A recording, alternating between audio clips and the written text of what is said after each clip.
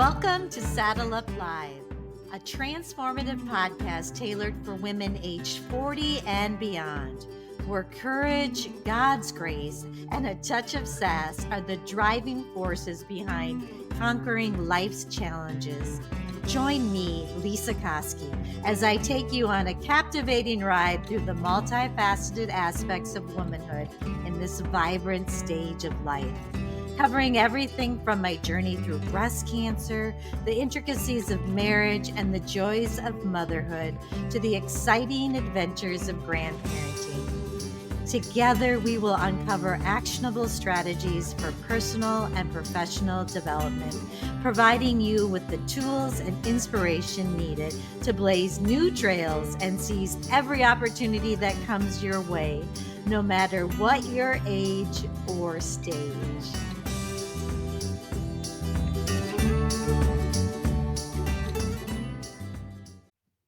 Welcome, listeners. I'm super excited to have you here today. I'm wearing my whimsy sweatshirt because I am like off the high of spending 3 days with Bob Goff. And if you don't know who he is, look him up because he's amazing and he's inspiring and he makes you feel loved and it's super fun. And then I flew in last night from San Diego. And here I am, sitting across my screen from me is my dear friend, my coach, Tracy Pleschourt. Tracy, you were here you've been here through it all, right? Like Yeah. you've been through me going through a really hard thing. You've been here through fun things. And you were here for the beginning. You were the one I threw on this podcast when I was kind of going through hard things. And we talked a lot in those episodes, which I just want to touch on this, Tracy. So just listeners, welcome. Here's Tracy. If you need coaching, go to Self Made You. We'll have her info in the show notes. She also has this amazing calendar. And if you go back to the beginning of Saddle Up Live, we talk about schedules and how they're so important. And they still are so important to me. And we may talk about that a little bit later, but just throw in a little information about that calendar book that you've got out. Yeah. So, well, thank you for having me. It's back. Since we last met, we launched a goal planner that really holds your hand through the day in and day out progress toward the goals that are most important to you. So, the book is just a very organized way of number one, deciding what it is that you want from your life. So we kind of reverse architect it and we look at what area of your life are you least satisfied with and why. And then that really launches us into setting some goals. And then we take those goals and we dissect what we would have to do from an action standpoint to make progress towards those goals over the course of 3 months. So the book itself holds um, what would that be? 90 days of planning towards your goal. And I have a method to kind of the madness. It's not all about actions. Most people will think about a goal planner or a day planner as like time management or project management. And I look at this planner as not only time management, but mental management, like mental and emotional management. Because if you don't have that component locked in, nothing that you do is going to be sustainable. And it's surely not going to be something that feels good while you're doing it.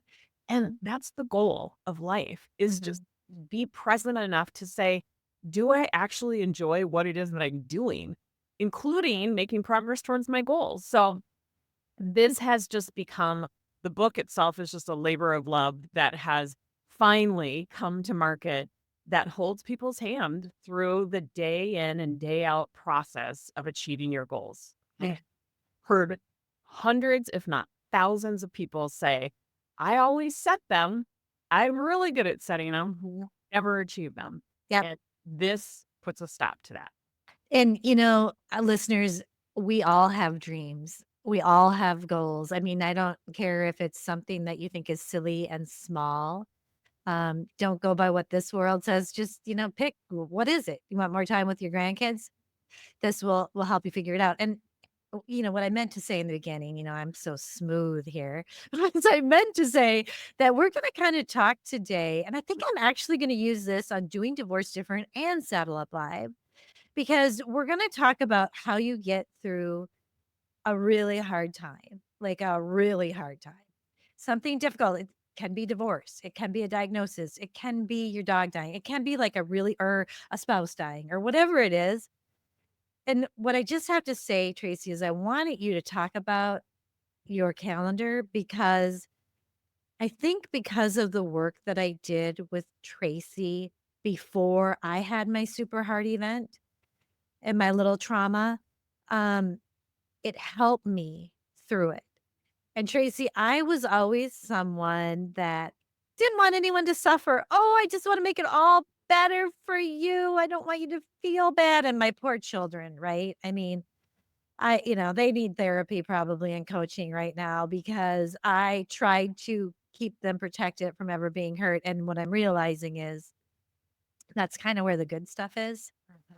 And so we can't like completely stop the bad, some of the suffering, like, but we can help it along the way as long as we look at it and feel it. Is that making sense to you, Trace? Yeah, and I have so much to say about this because, like, allowing yourself to feel the quote unquote bad feelings is where the good stuff is, to use your word. Mhm. Learn so much from it. And let's just categorize the bad feeling as pain, right? Yeah. We Yeah, all yeah. have pain in our life. And the difference between pain and suffering is pain is what we learn from. Suffering is when we make the pain mean something about our worth.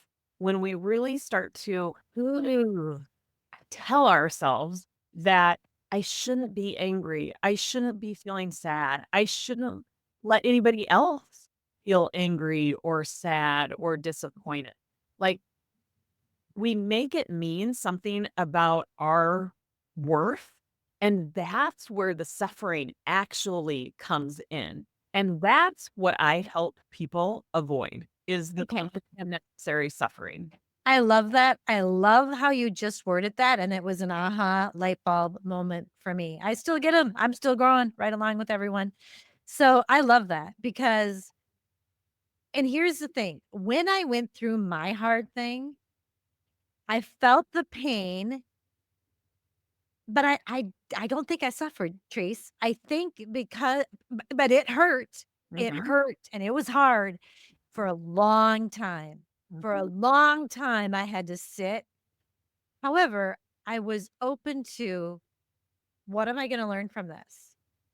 Why is, what is the reason that this has come into my life right now? Mhm.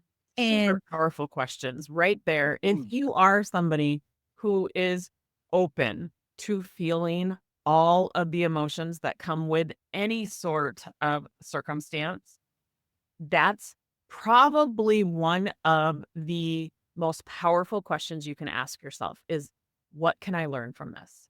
Because it really takes that layer of fear off and it puts you into like a curious space. It puts you into an inquisitive space.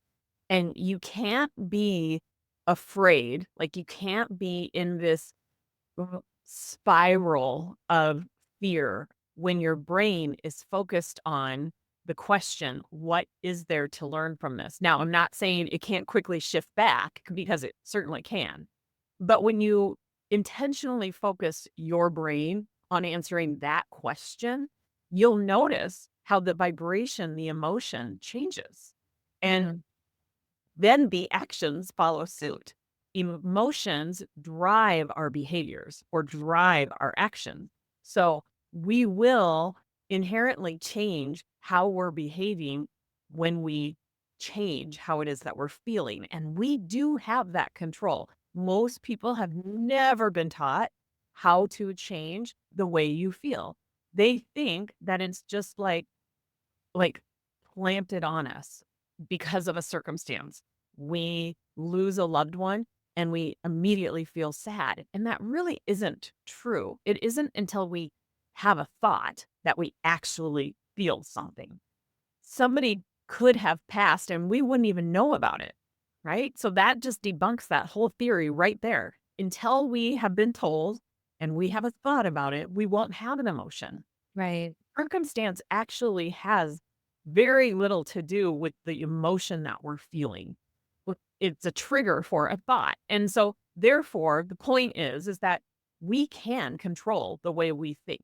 Now, I'm not saying when you're in pain, you should shift your focus so that you don't feel it. I think, like we just discussed, pain has a ton of value. You learn from it. So Well, if you can train yourself to allow yourself to just sit in it, lean into it, you'll be surprised at how much you learn. But that's the key, is actually allowing yourself to feel it. exactly. And I think it just was so eye-opening to me to go through something that was so painful and scary. It was really scary to me.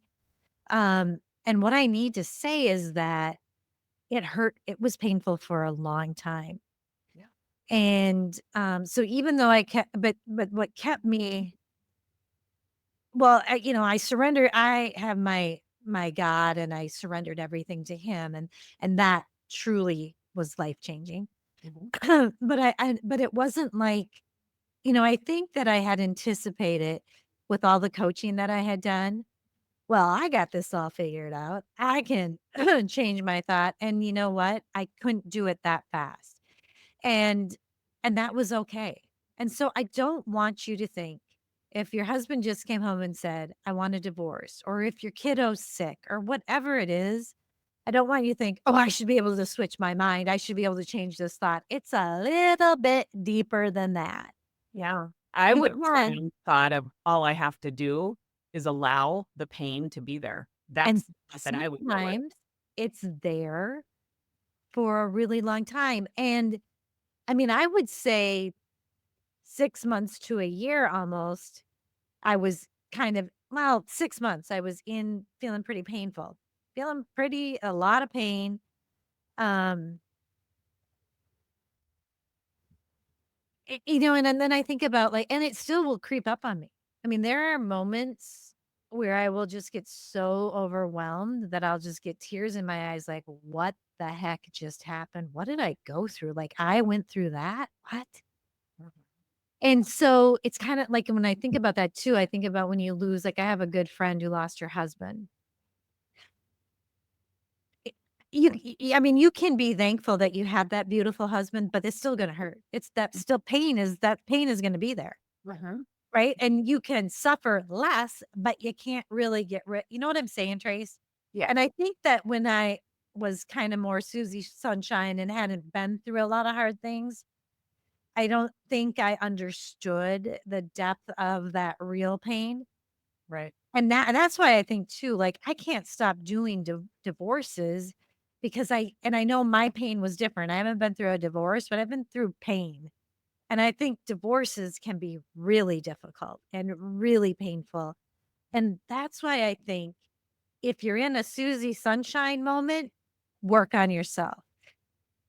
I mean, because it is going to save you when you like learn how to feel your feelings, Mhm. because it is going to save you when you drop down into the depths of something really hard. It is Right. going to, it was there. It was there for me. And it didn't, honey, it did not feel good.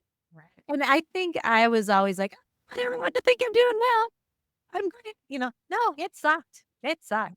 And I did do really well because of the choices that I made, partly and partly because of God and whatever. And by the grace of God, it was caught early and so I did have things to grab onto, but everybody has hope and everything you're going through, you do have something to grab onto with gratitude.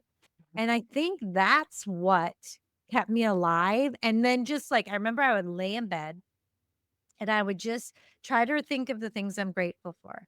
They caught it early. It's cured, it's all these things. And then I would sit there and I would just feel God's love. And Mm. sometimes I would have to go to, like, when I felt love, like when you hold your baby for the first time, just go back there and feel that. And then it kind of connected me closer to how God loves me. Yeah. I don't know. I mean, I'm just trying to throw this stuff out here because I think the self-coaching meant so much to me, but I think there's more. I mean, there's a lot of work in it. Oh, And yeah. there was a lot of work in. It's not just like, "Oh, just do this, follow these steps." It's not that. Mm. Because I also have to start thinking about, when did I think that the first time?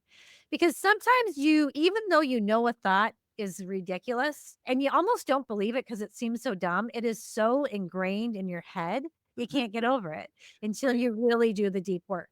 Right. Yeah. And so just the neuroscience of it Yep. can help normalize the experience. So you're like, "Ugh, I know that's not even true. Like, Mhm. I know I'm not going to die. Yep. I'm going to be okay. But yet I can't shake this fear."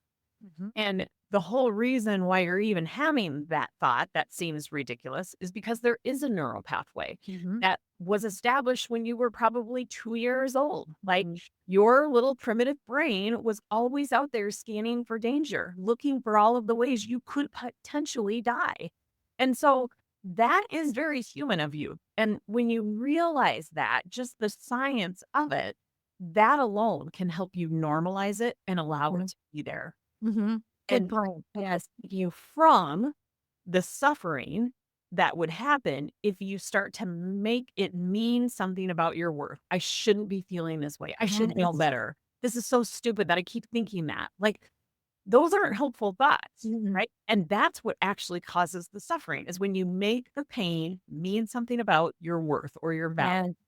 Yeah. And so that is the very distinct difference Yes. between pain and suffering that I like to get right off of, right out of the gate. I like to help people level set that first and foremost. Secondly, I would say self coaching is an art that takes a lot of practice. And Mhm. that was the purpose behind creating this planner because it takes you through the exercise of self-coaching every single day with a very applicable like dynamic which happens to be your day. There's a very applicable element to your self-coaching. The circumstance is your day. And that helps people build the muscle of self-coaching. Now, when you get into the extraordinary circumstances like a diagnosis or loss, I would recommend reaching out for help, Mhm. getting a professional to coach you because when you layered on maybe like the um I don't know, just the inexperience of self-coaching with adversity, it's extraordinarily hard. But Mhm. if you go and seek out coaching from somebody who's been trained to prompt you to like see your mind in a different sort of way, things change. So it's a big ask. To your point, self-coaching is not easy. It is something that needs to be practiced, but it's extraordinarily difficult when you've layered on an unusual circumstance. Yeah, Tracy, that is what has been so eye-opening to me. And I think, I mean, I've been trained by you. I am a coach. And I'm gonna be very, very honest here. I dropped off the face of the earth for a while and I needed to. That was what I needed. I did not get coaching. You know that. I just said, I need your prayers. I need your prayers, and I would update you at my little community that I would update. And I don't know if my way was right or wrong, but you got to do you, right? But Yeah. this is what I'm saying is that I think I needed like a year of rest. Yeah. I needed that because I'm quite messed up. If you didn't know, I'm like, I'm just learning how to be me. As we all are. Right. Yeah. No, I'm just kidding. I'm not that messed up. But I'm just learning how to have fun, how to follow my dreams, how to stop people pleasing. And so I took that time of rest. I did not even think about self-coaching. I did not do a calendar. I survived. And I went back on anxiety medication, and that's okay because I was spinning out. I was spinning out. Now I've, like, weaned off. Now I've come back to my passions, my dream, and they mean even more. Everything is just so much better now. Yeah. I do Um, want to clarify. I don't think self-coaching is the end all be all, or even coaching, like professional coaching is the end all be all solution. There are lots of resources out there, like medications or like right. your spiritual faith. Like there are a lot of different avenues that you can go and you could take a hybrid of all of them, So, um, Well, and I don't want to downplay the value of it. This is what, like, I highly recommend. I mean, we all go through hard things. Like, we think, like, not talking to our sister is hard. Well, wait till you're, like, faced with something like, I might die. And then you're going to be like, oh, okay, maybe I don't really care about that. I'm going to focus on this. right. So I just want to, I totally believe in it for everyone, because even though I'm telling you I didn't reach out for coaching during that time, I know that because I had practiced it and it was part of me, that it was in there. But I just, because of my life, I just needed that rest for a little while. And now I need the coaching back. I need the deadlines. I need my calendar. And so I finally started doing, I didn't do a calendar the whole time. I mean, I just said that, but and that's okay. Yeah. I want to just challenge you on your thought around I didn't do any self-coaching during that time. Right. It's like, okay, well, how do you define self-coaching and how do I define self-coaching? Right. I define self-coaching as literally getting in touch with my thoughts and making decisions about what it is that I'm going to believe. That's what I consider self-coaching. Some other people would say, you're not self-coaching unless you have this book and you make specific decisions about your day, how it is that you want to think and feel, and about where it is that you're going to be doing and what it is you're going to be doing at that moment. Like, there are different definitions. And when I hear you replay what it is that you went through over the course of 6 months to a year, I hear you saying that you did make decisions about how it was that you were going to think and feel. You decided to hand it over to God. That's a decision. That's a belief that created peace, that created comfort. It's so interesting because when you first responded, I thought, and I'm like, holy crap. It was like self-coaching 10, I mean, through the whole thing on steroids. All I did was self-coach. So isn't that interesting? Even though I wasn't sitting down doing the whole thing was about reevaluating, getting in touch with my feelings, learning what was important to me, and looking at why did this happen? Like, let's just take a this is a nice, when you have a stage 1 that they catch and cure, that's a little wake up call. That's a little, what's going on in your life that, that would bring that on. And I think that's so interesting. And I don't know for sure what it is, but I've got some really strong inklings on what it is. So Yeah. Yeah. Yeah, I also think that you probably wouldn't have been in the same place had you not had the skill sets on the onset. Like, never, you never. had invested so much time, Mm-mm. energy, resources into creating that skill that you were ready. It just looked different when under different circumstances or under that veil, the diagnosis, the practice looked different. Okay, and thank you. I think this is what I want to say. I want everyone to learn how to do self coaching and do the mind math, work with Tracy, do whatever you can, because I think that's what made all the difference. I think it was like, it was bringing me to the point where I would be ready to truly heal. Like, Mhm. I truly healed so many aspects, not just healing the cancer, but healing healing Real me. emotional. Yeah. Yes. But I Right. never would have been there. Tracy, I was so afraid and such a victim and so judgy and all the work. We did lots of good work, didn't we? Mhm. Oh man, I mean the training I went through with you, all the things to just make me ready for it. And that's what I think that's maybe what I want people to know.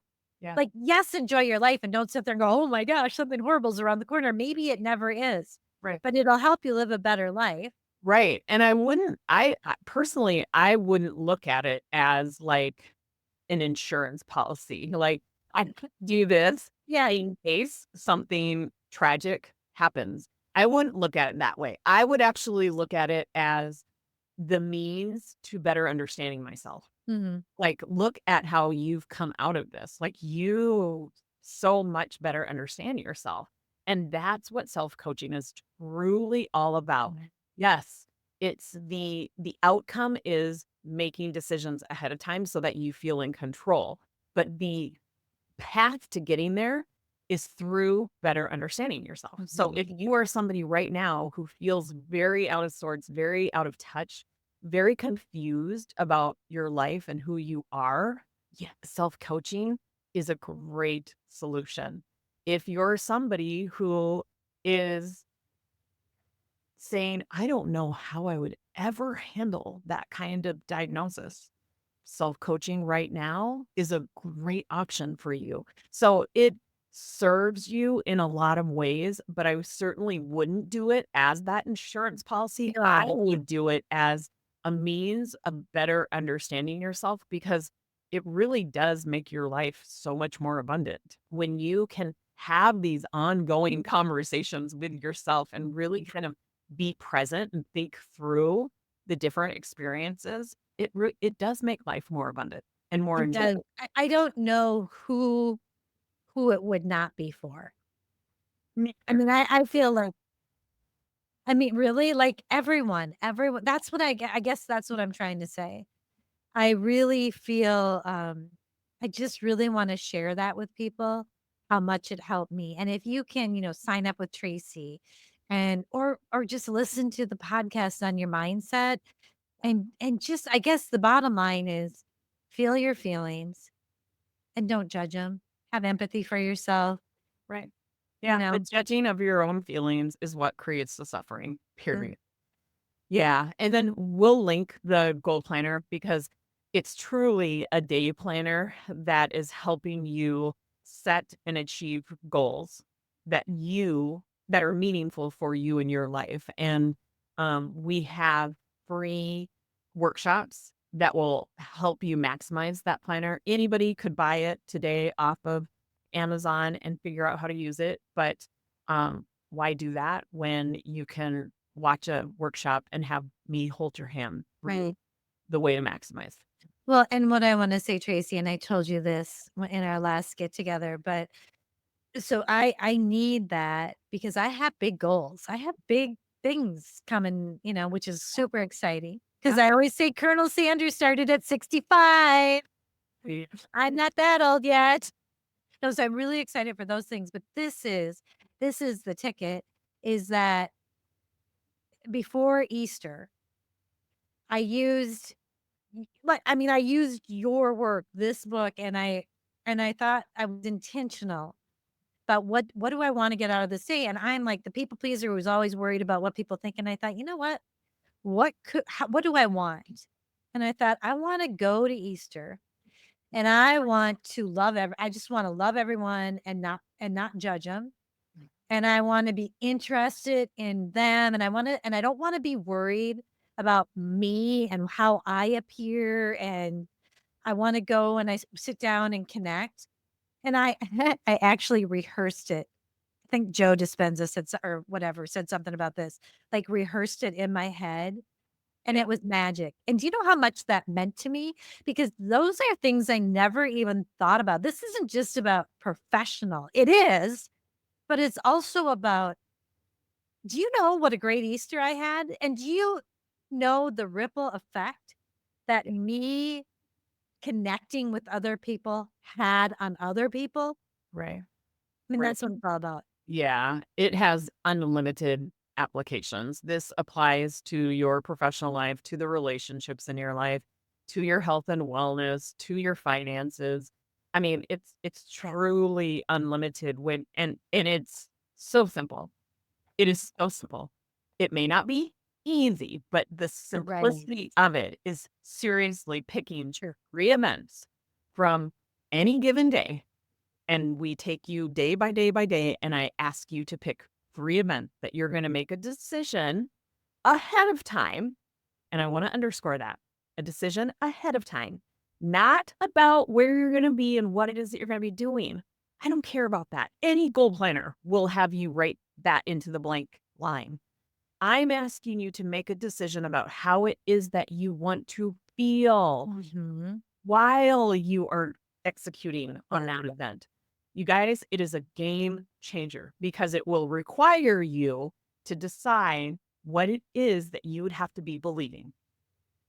And now the effort is focused on how do I remember it, right? Because Right. once you decide it, so if you've decided that 3 hours before the Easter event, and now you find yourself at the Easter event, it's super important that you squeeze the value out of the work that you did 3 hours ago and you remember how was it that I wanted to think and feel. Mm. So that becomes the quote unquote hard part. And we have all sorts of little hacks for that. But as you get better at doing this exercise, it becomes easier because you've become grounded Uh-huh. in your own decisions. And so at any moment, when you start to feel like the uneasiness or the confusion, that becomes the indicator to remember the work that you did earlier. Amen, sister. And that is what it was. Like I was present. So I went to Easter and I walked in. And then if I was going back to the old Lesa where I was like, I don't know if she likes the way I'm dressed or, whatever your stupid thought I don't know. That's where I go. I went, oh, no, that's not what I want to be focused on today. There you go. And it was like, and you're right, because it's not hard for me to remember anymore because I am on the alert to recognize those feelings that I don't want. Right. Right. Yeah. Yeah. And it just takes practice, and you're not going to buy the book and all of a sudden be perfect at it. You're going to buy the book and you're going to fumble your way through the first few weeks. And it's going to feel awkward because nobody ever taught you how to decide ahead of time how it is that you want to think and feel, but you're going to get better at it. And you're going to get so good at it that you'll find yourself in the moment of any circumstance feeling an unwanted feeling and remembering, I don't have to feel this way. It's completely within my control. And that right there is the definition of a self-made person, is when you remember, I don't have to feel this way. I certainly can. And I'm sure that there would be value in gift and opportunity from any of these circumstances. But you decide. Right. You need to decide. Amen. Amen. And it's so important. I never, ever invested in myself until I started working with you like 2 years ago. People, it's not that big of an investment to just start with the planner. Now I really invest in myself. Now it is really important to me and I still have a long way to go, but you are the most important thing. And God wants to use you to do his work. So if you're not loving yourself and feeding yourself, you can't do all the good work you're here to do. So, Right. Yeah. That's why we called the planner Becoming Self-Made, because it's a never-ending journey. right. You're always on the path of becoming, right? You're always learning something about yourself. There is never going to be that finish line of perfection. It's Yes. you're always in the state, and we want people to embrace and celebrate the state of becoming. I love it. I love it because I'm still becoming, but it still keeps just getting more beautiful. So Tracy, thank you. Thank you so much for being here. I'm going to have you back on. We'll talk about more stuff. All But right. find her in the show notes, listeners, or go to Self Made You. Thanks, Tracy. You take good care. I'll see you next week. Take care. Bye-bye. Bye.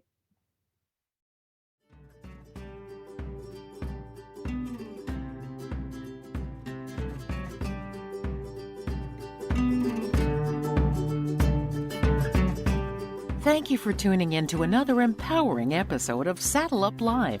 As we conclude this exhilarating journey together, don't forget to subscribe, share your thoughts, and become a valued member of our vibrant community. Because, as always, every woman deserves to thrive, flourish, and live her best life. Until the next time, saddle up and keep conquering those trails.